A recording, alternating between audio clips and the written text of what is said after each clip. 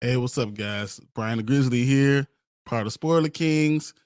I'm a huge Trekkie, so I wanted to really talk about Star Trek Picard with you guys. This is season 3. I want to read you a little synopsis about what the story is and kind of where we're going.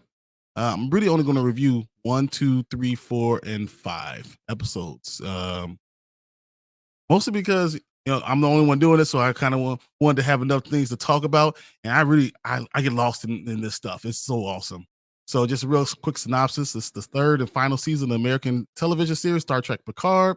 Features characters Jean-Luc Picard in the year 2401 as he reunites with his former command crew, the USS Enterprise, while facing mysterious new enemies who is hunting Picard's son. Yes, that's right. Picard has a son. Um, that's something that we already know about Jean-Luc Picard. Though he had a lot of female love interest, he really was married to his job. He always said that if he needed a family, the Federation would have issued him one. I think that's kind of the basis of this entire season because that's what was always thought about with him. There's some really great people in it. The list of characters are just the best. If you are a Trekkie, you love the cast now. So we know we have Jean-Luc Picard, of course, and Patrick Stewart, uh, Jerry Ryan, who's Seven of Nine, the Borg, who came back. Michelle Her, who's Rafi, was great, and then Gates McFadden this season being, we always had that love interest they try to push in the Next Generation. Find out that the final time they really tried to do it again was 20 years ago, about 20 years ago, and they decided they're calling it off, and they haven't spoken in 20 years. Well, in those 20 years, looks like she had a son, and she never really told Jean-Luc Picard about it. That's really the basis of this entire season, which is huge. Jonathan Frakes comes back as William T. Riker because he goes on the ride with him. We got Marina Sirtis as Deanna Troi still there, and then Michael Dorn as Worf. I love him. He is amazing. He's just so calm, man. As he's getting older, it's even better and better. It's just like fine wine. As he gets older, we get more and more out of it. But basically, it starts off episode 1. Picard gets a message from who, other than Beverly Crusher. Of course, she calls him, "Hey, I need you. Trust no one. I need you to get to this location. This is out in the middle. This is not in Federation space. You have to go far out into this. He has to find a way to get a ship and get out there." So he calls Seven of Nine. He calls Riker, asks him to come back and they're gonna do use the USS Titan to get out there. Now, the captain of that ship does not want to do anything. This is supposed to be a routine check, just kind of going through and coming back. And they kind of hijack the ship. Hijack the ship. The captain doesn't like it at one bit, but he allows it to happen because he's the admiral, and they kind of get in trouble. They get there, and there's another ship there. So first they get there, and they're checking on Beverly because she's called for help, and there's another guy there, and they're like, "Who are you?" She wouldn't trust anyone else, so who are you? And he says, "My name's Jack." "So are you part of the crew?" And he says, "No, I care about her because I'm her son." Right there, red flags. We all thinking like, okay, son, she only gets down with Jean-Luc Picard, really. She had her husband before. We had Wesley Crusher, which is missing in this whole thing, which she should have been able to call Wesley at any point in time because he's a watcher. He can do anything. But it's neither here nor there. They're Gates McFadden, who plays Beverly Crusher, she is injured. So they are trying to get Beverly. She's on life support, trying to keep her in stasis. Power is going in and out. And then the U.S. Titan dropped them off and they left. They're trying to boogie out. They try to get them to come back. They finally do come back. They're finding this new enemy who has way more firepower. It is definitely a war vessel. And the captain there is just playing with him, like, "Hey, look, I don't care. You either give me real simple, give me Jack Crusher." So they find out the young man is her son for real, and say, "I want Jack Crusher." Now they're not for that, but finally, okay, the Titan comes back, brings him on board, and now we have a problem. Find out that yes, Jack is Picard's son, and now what are they going to do? Do they want to fight this entity that really could kick their butts? And they have way more weapons, way more firepower.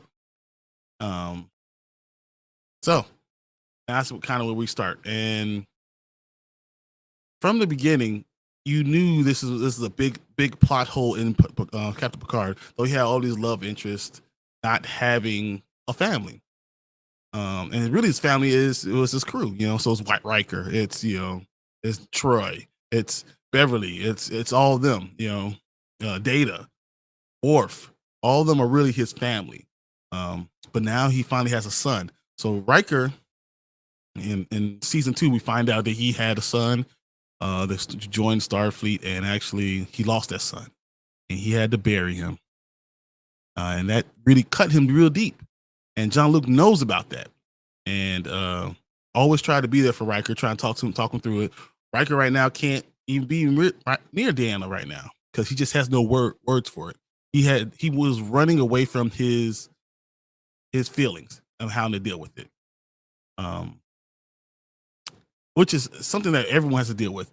When you have something that's so big, someone that means so much to you, it's hard to sit and actually deal with that and face that pain, with everybody. So he tried to run. So what does he do? He runs to the stars. He uses this whole idea with Jean-Luc as a good reason for him to get away. But I'm bringing this up because that's what Jean-Luc has been doing his entire life. Anytime emotions get too much, or relationship gets too heavy, he runs to the stars. With his brother, he's done it. He's done it with Beverly. He's done it with other love interests. He did it last season. He runs to the stars to get away from it. He always uses, they need me, they need me. And the truth is, he just doesn't want to deal with it. He did it with Laris. So a lot of stuff happens. Basically, they're fighting. They're in this thing where stars are being born, or these mystical things are being born. They are getting crushed because they're being pulled into the middle of it. It's a lot going on, and Picard has ruined this ship. The ship is about to be destroyed. Riker kicks him off the bridge, and they're basically good with just we have an hour left of life support. This is the end of it. This is the end for us, and it's time for Picard, to go talk to Jack, learn who he is, because this might be your only chance to do that. Riker kind of pushes him to do that. While doing those things, he learns. I think he starts to realize that he wonders, Jack, why did you choose not to know me? And talking, and you see him have a flashback, understanding that Jack actually came to him, and in a time when Jean-Luc was feeling himself. He's telling all these great stories, and they ask him, "Hey, do you regret not having a family?" And he says basically what I said before. And Starfleet thought I needed to have a family, they would have issued me one. So Jack hears that, things, okay, well, he doesn't really need to see me. He doesn't really need to know me. So I'm not going to deal with it. I'm not going to change his life. This is what he wants. I can go live my life and be with my mom, and that's just what it is. So Jean-Luc kind of starts to realize those things are happening.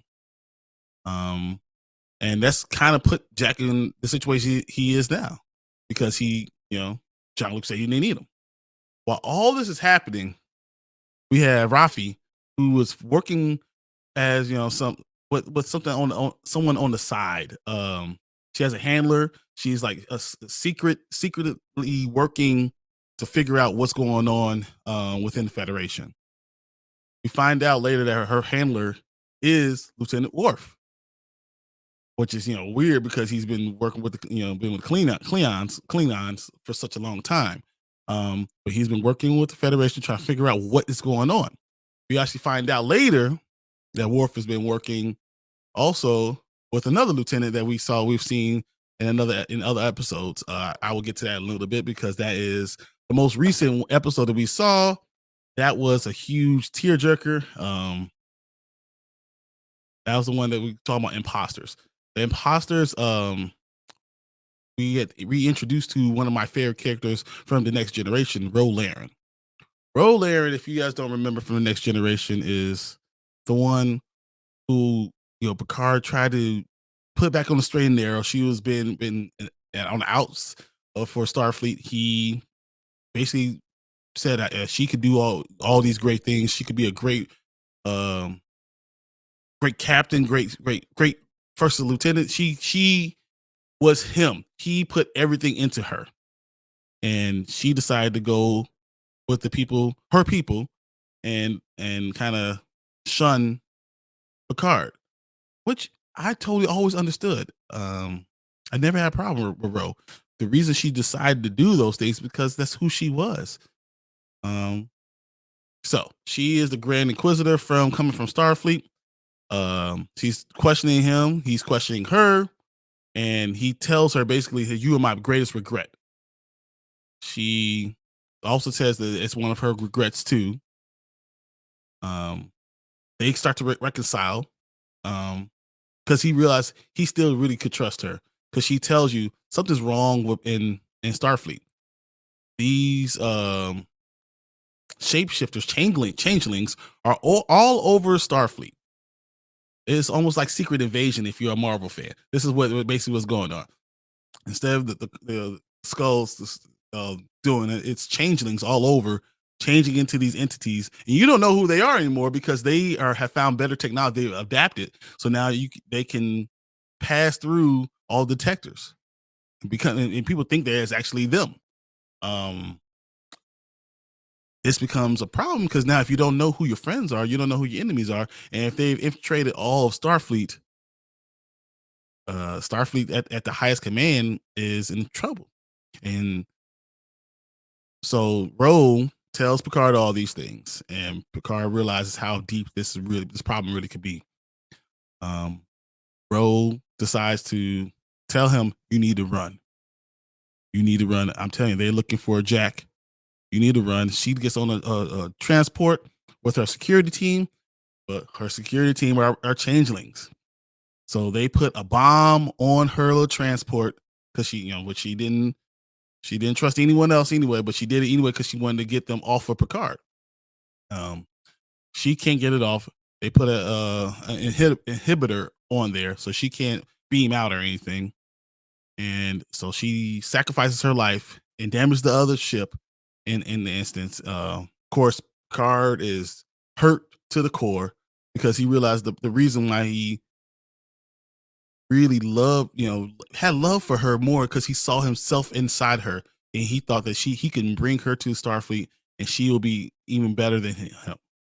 And now he had all the angst and anxiety and all that problems with her, and he never got to tell her how much he really appreciated her and how much he really cared for her. And he held all that grudge for all those years, and it was wasted time.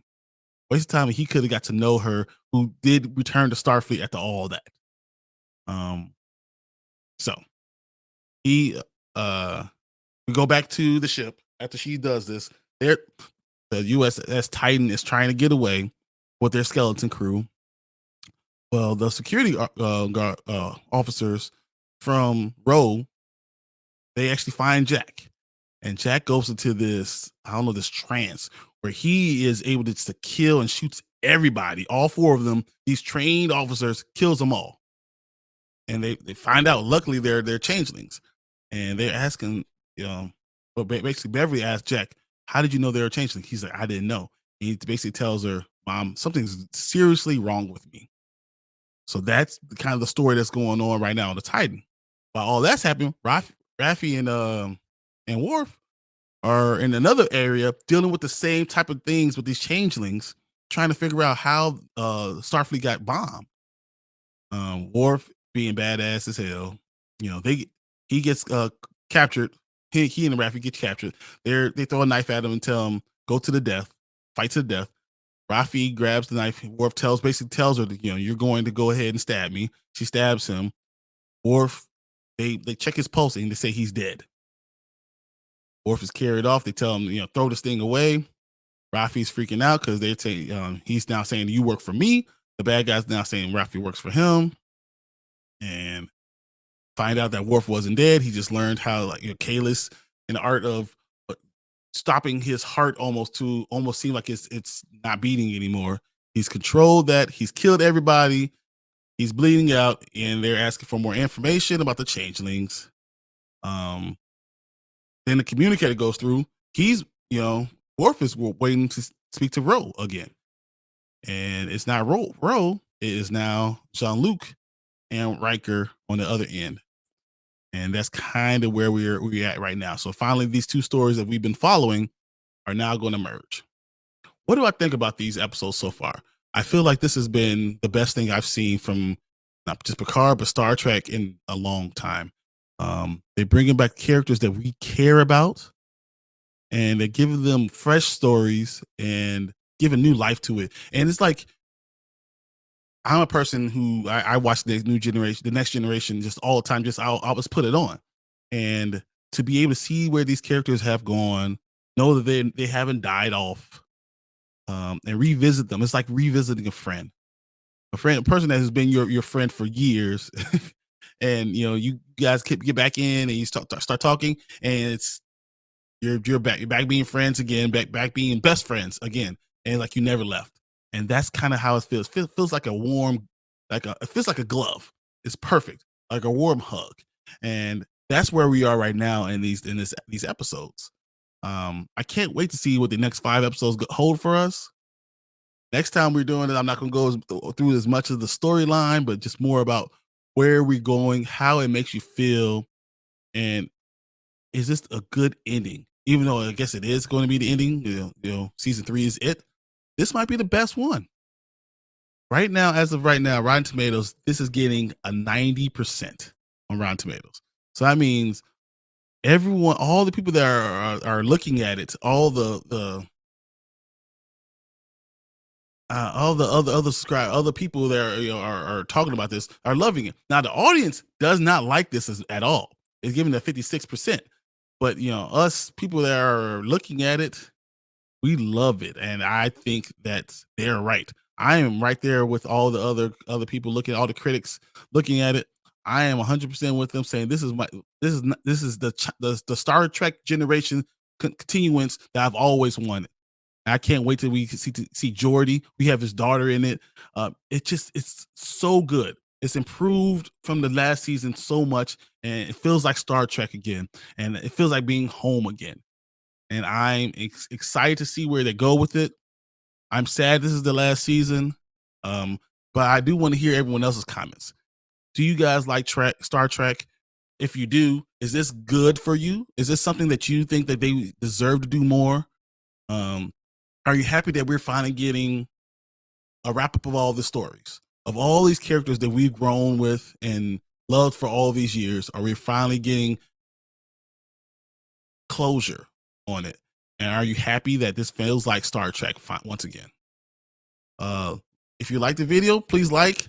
As part of Spoiler Kings, we're doing all type of things. We do movie reviews, we do comic book reviews. You see all my comic books up here. I'm going to start doing once a week what I grab from the comic book store. So little things like that. We're on our way to 1,000 subscribers. So if you like the video, please like, comment, subscribe, hit the notification so you know when we're going live. We usually go on Mondays and Thursdays at 9 p.m. Central Time. Thank you guys. I really appreciate you all watching this video and listening to me. Hopefully you loved it too. And we'll see you guys next time. I appreciate it. Thanks.